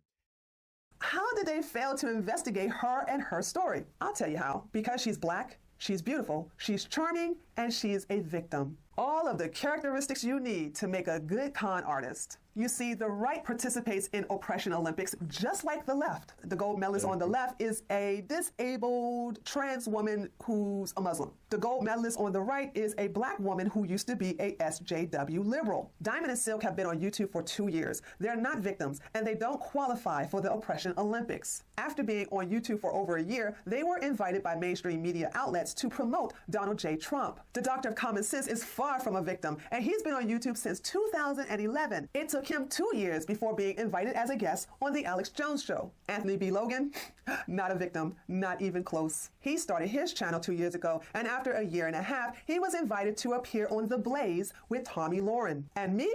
Well, I've been on YouTube for over a year, and due to the fact that I cuss like a Marine, brag about my time as a dominatrix, befriend members of the alt-right, and proudly wear t-shirts with the words "White Lives Matter," I think it's safe to say that I don't do the victim thing that well. No, not me. And even after all of that, I've recently been asked to appear on 2 international news shows, but I turned them down in order to protect my anonymity. You see, being on YouTube is one thing, but being on national and international TV is another. And until I relocate to Texas, I'm rejecting all offers to appear on mainstream media. But let's look at Candace Owens, aka Red Pill Black. She's been on YouTube for 2 months, and after making just 7 videos, she's an instant sensation. She has more fame and exposure right now than all the black conservative YouTubers put together. And I'm going to pay the price for it. Folks, I say very mean things online. Very, very, very mean things online, and I don't regret it. But Candace Owens, aka Red Pill Black, is going to put my life in danger. Oh, she actually rebranded the channel. It's just Candace Owens. Doesn't even exist anymore. Let me double check. Danger by doxing me. I don't regret me. YouTube sensation.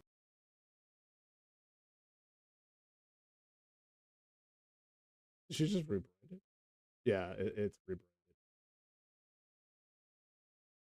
It no longer She exists has anymore. more fame and exposure right now to fund her doxing website. They stopped her dead in her tracks. So what does she do? She regroups, go underground, and resurface as an ex-liberal who's been red-pilled thanks to Zoe Quinn and Gamergate. You know, I have to hand it to Candace. She's the best con artist I have seen in years. She interviewed with the right people. None of them fact-checked her, and none of them went to the website that is still up and running, collecting doxing information right now as I speak. Socialautopsy.com is going to be launched, and it's going to be launched real soon. And the conservatives are unknowingly giving her the money to fund it. Candace Owens, aka Red Pill Black, believes in hate speech. She wants to police the internet. She believes that everyone should be stripped of their anonymity, and that my life should be put in danger all because I called someone a cuck. But that's not the saddest part. The saddest part is that even though I'm telling the truth, even though I can prove every claim that I made against her, the conservatives will turn against me and defend her. They will refuse to believe that a black woman like Candace, who's so charming, so nice, and so funny, could do something so wicked. She will smile and tell them sweet lies like, I don't know what she's talking about. I have an anti-bullying website. Don't believe her, guys. She's telling nothing but lies. And you will believe every fucking word that come out of her mouth. Next thing you know, she'll launch that website and look at the conservatives and say, thanks for the money, suckers. And then go back to being a SJW. And then you all will say, oh, damn, Tree, looks like you was right again. Our bad. Sorry about the docs, though. You know, I don't know what to say right now. I don't even know how to end this video because I'm so angry and disappointed and scared, actually. I'm not going to lie about that, guys. I'm scared. But I also feel powerless because, I don't know, it doesn't seem like there's anything that's going to stop her. So I guess I just have to prepare for the inevitable.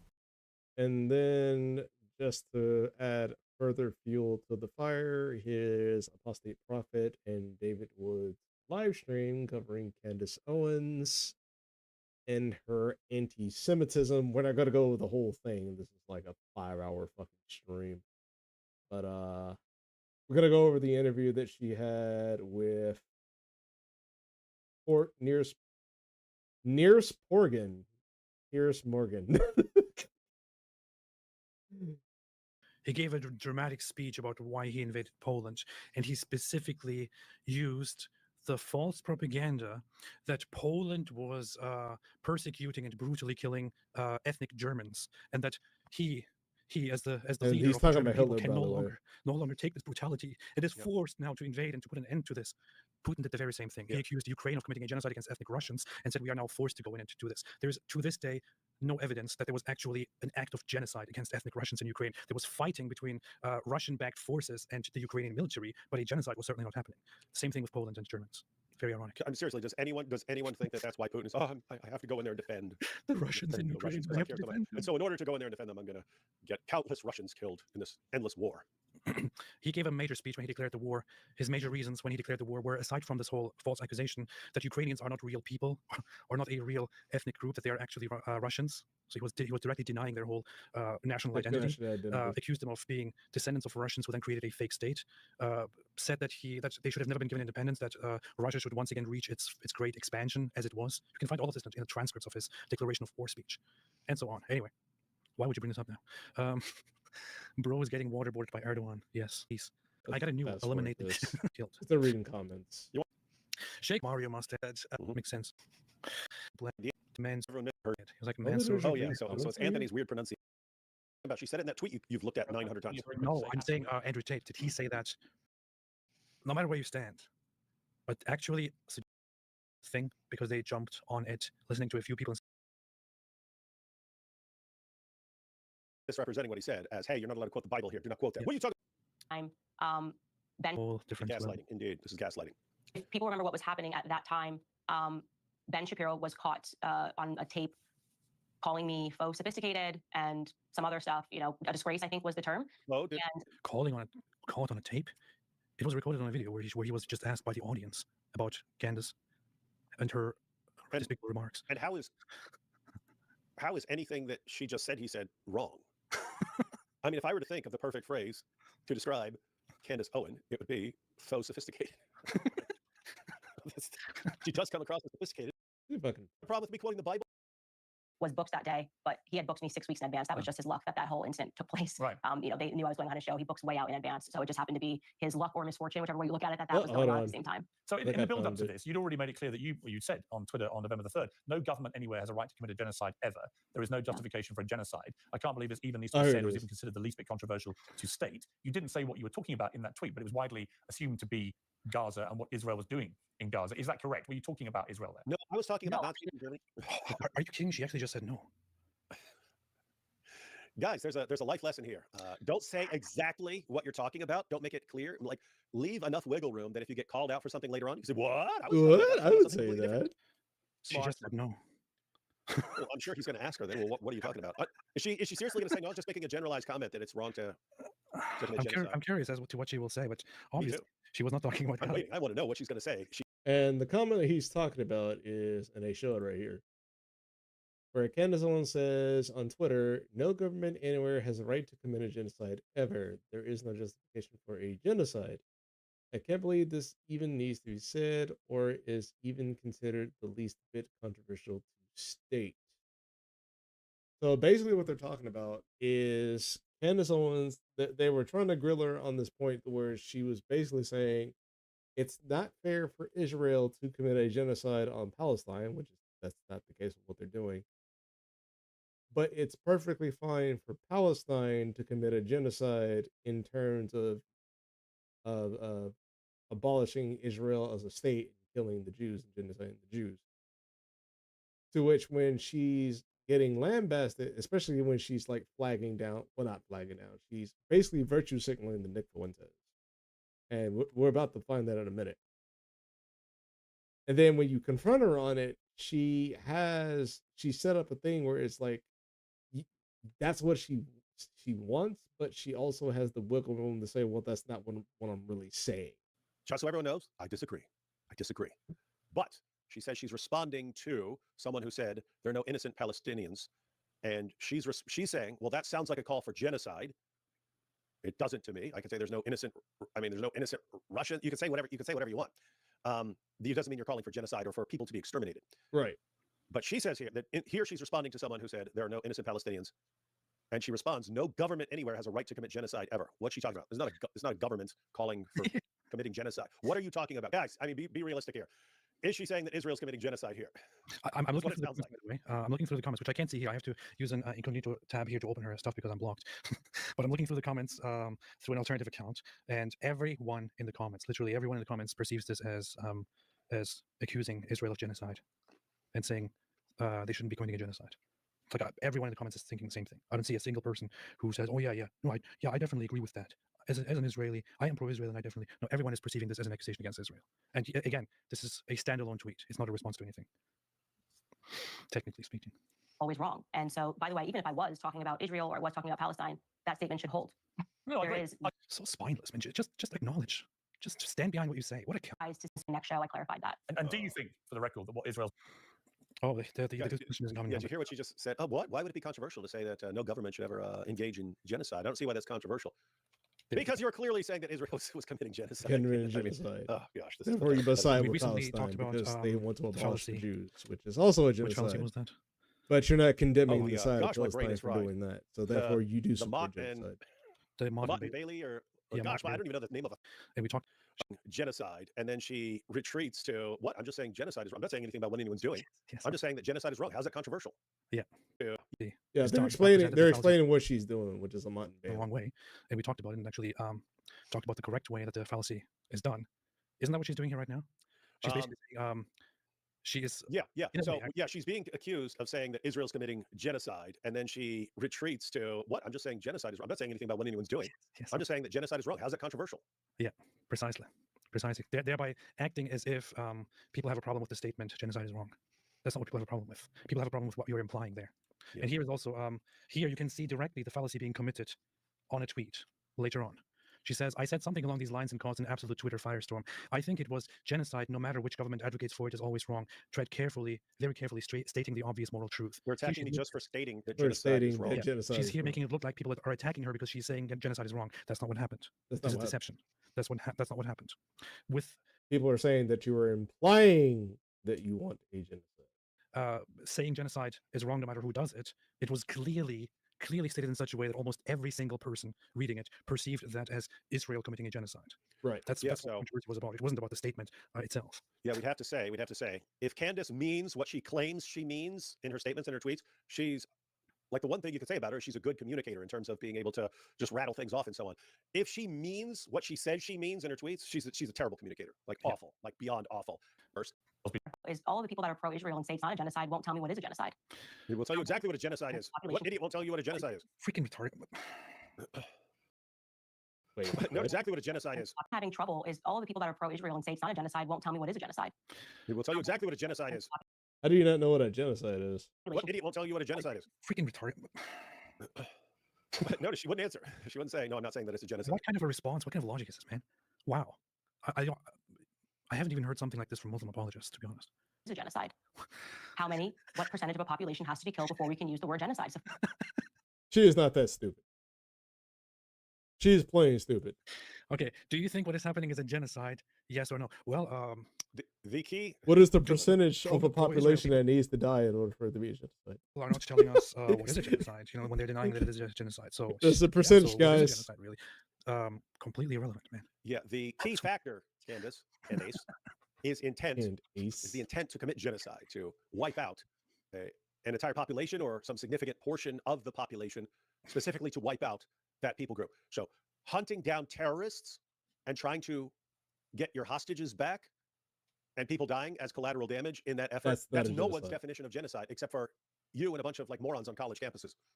Like that's no one's definition of genocide. Just trying to get your hostages and this is back, her liberal trying to hunt side down the terrorists and kill a bunch by of the way. people. And there are some people dying as collateral damage. That's no one's definition of genocide ever, except a bunch of modern idiots who are just looking for anything to attack Israel with. Yes, I think it's a genocide. But the way she says it is, well, are those pro-Israel people making just... That's what was in my head at the time, because I was pregnant. Answer this and verify. Oh, I don't. I went to this king is anti-Semitic, so I went to this thing because I wanted to look at this because people were talking about it before. We kind of went through this topic already, the whole Christ is King topic, and some people still say Andrew Klavan said saying Christ is King is anti-Semitic. So I want to quickly have a look at this clip to just point out that that's not at all what he said, and that he said what we are also pretty much saying. So yeah, Jesus is Lord, and every knee shall bow, and every tongue. I think this is the pertaining to the Christ is King stuff. Hold on. Which Nick Fuentes himself, I think this is where he actually explains, like, yeah, that is what this is. They just showed it. They just tried to show up. Him and Jake Shields just apparently tried to show up to something and got removed by security. Oh, by to the Turning Point USA. Yeah, I saw that while we were live. I was glancing at Twitter. Does Trent Horn call out with the same seriousness on the basis of their being Jewish, the Bolsheviks, liberals, Zionists? Does he talk about how Jews have perpetrated the Bolsheviks? Nick, it is the year is 2024. Where's Trent Horn calling out the Bolsheviks? This is just. I searched his entire Twitter feed. I did not find him once calling out the Bolsheviks. Is he saying that Bolsheviks are good and they're right? The Bolsheviks are trying to overthrow his system. Can't find one place any of these guys of a crimes against Christians. Is there a word for denying some of the atrocities perpetrated by Jews, or conspiracies or assassinations? But Jews, without any hesitation, they feel no reluctance to get in your face with the most entitlement, with arrogance and pompousness, and stick their fingers in your face and say, you're an anti-Semite, you're a Holocaust denier, that's very evil. What about Hitler? Shut the fuck up. Shut the fuck up. I'm so sick of it. And here's the crux of it. I'm a Christian. I'm a Catholic. No, you're not. And I'm pretty sure Sabali would actually agree with that. And she'd probably agree with your takes on the Jews as well. But anything after that, no, like, you're the enemy. But don't worry, she more than likely agrees with you. She more than likely, not saying there's a confirmation on that. It could be wrong. There's probably a way for her to still get out of the mindset of that mindset. But like, this is the thing that I'm talking about when it comes to like people you claim you're angry at. You're not angry at them because they're a right winger. You're angry at them because the thing that they're planning to do on the other side of the political spectrum, you don't benefit from it. But if it was some way, shape, or form they were doing it in some way on your side, and not in the side of liberalism, because those were actual liberals who were calling her out. We're talking about Marxist, socialists, and communists, which is what I'm kind of getting the feeling of you, because you have a lot of contradictions in terms of your logic. But yeah, that's pretty much all I really wanted to talk about. And I even left a comment on her too and a reply. She hasn't said anything, and is she deleted, or is it just not popping up? No, there it is. YouTube. I left her 2 comments. The first one that I left there was, in terms of donations going out to Hendrix and Anthony, they're both stupid and bigoted. In terms of saying the N-word, Black people have become so soft that the ability to sense intent is a rare feature that only the state can perform, and yet doesn't have the merit to sense intent. Having this emotional response about a word shows white supremacists have power over them.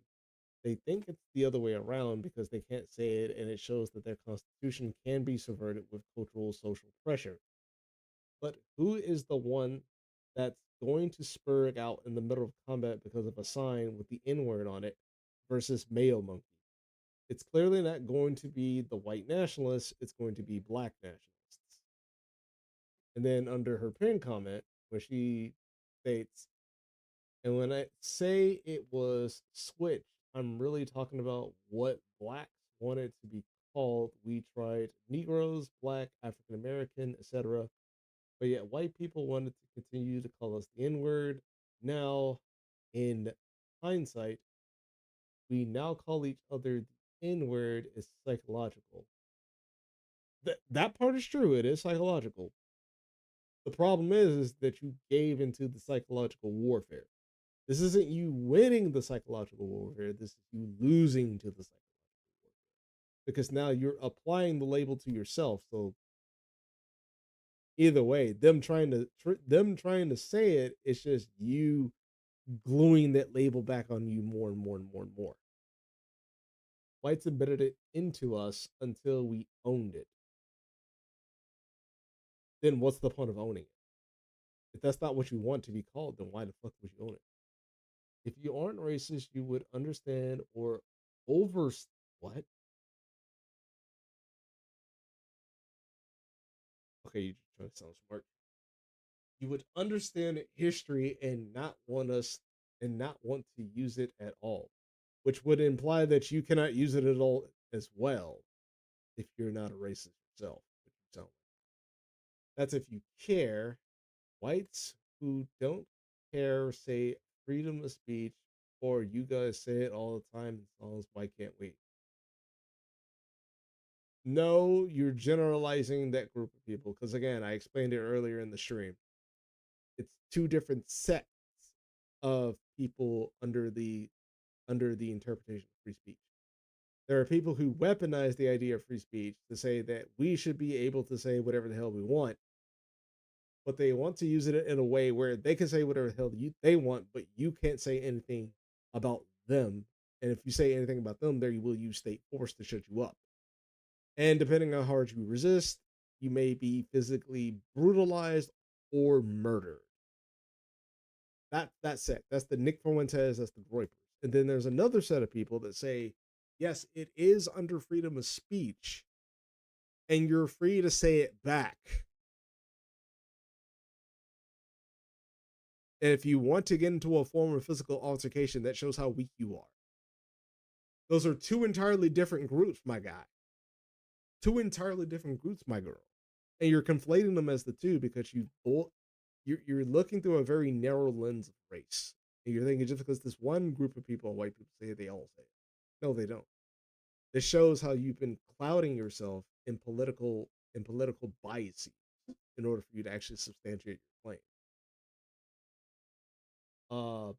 Stick in my head, if you don't get it, you never will, and I don't think you'll ever get it. And I'm not here to argue, but yet here you are putting up controversial videos and hiding the likes and dislikes because you don't want to be ratioed. Clearly, it shows that you're being ratioed. That's the only reason people use that, because they don't want to show the ratio. So clearly, you're being ratioed.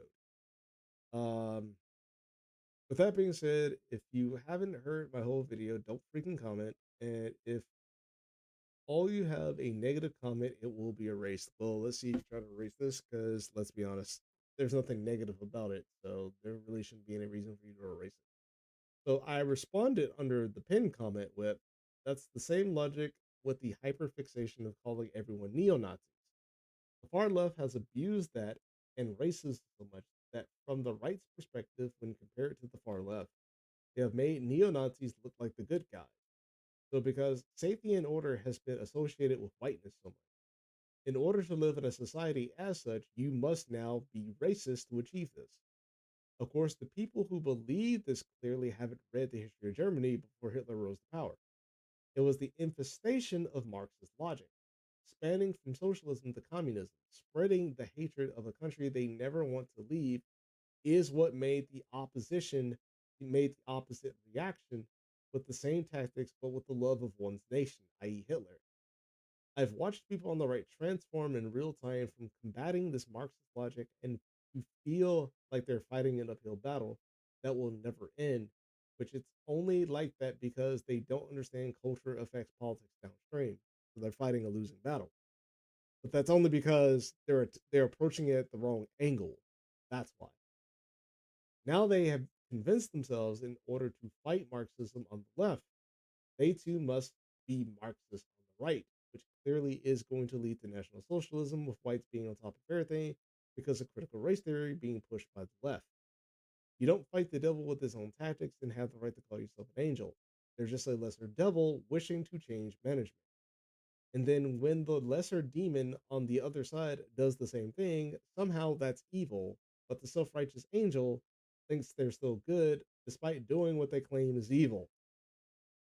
This is why DEI is evil, because if whites appropriated it, it would be segregation and discrimination all over again. But for some reason, when white Marxists give that power to black people, it's somehow a good thing. No, it's not good. It is an incentive to go backwards. And hopefully she does. I seriously doubt she'll see this stream or this video, but hopefully she does. And to wrap this up, in order for the black community to have any sense of getting back on their feet, we have to stop this victimization. We have to stop this well, this side's doing it. The whites are doing it. Why can't we do it? If the whites can get away with it, why can't we get away with it? If the whites can do drugs, why can't we do drugs? If the whites can have sex with their daughters, why can't we have sex with our daughters? You need to stop doing that comparison shit. And that's evidence enough to say that people that talk like that, like Lamont and her, really do hate them. And you need to be inspired by something that's not in terms of hatred, but in terms of self-improvement. Not saying I'm the best example, but an example would be me. I mean, I've been saying nigger this entire time, and you don't see me go like, and then you can come in here and say that word too. More likely, YouTube delete it. But like in terms of like social presence, like if you said that to me, I'd just look at you and be like, "Oh, you want me to fuck you?" Like, all right, dropping pants. But yeah. But if you guys like the stream, give a like, subscribe if you like what's going on here, and I'll catch you guys later. See you next Saturday. Peace.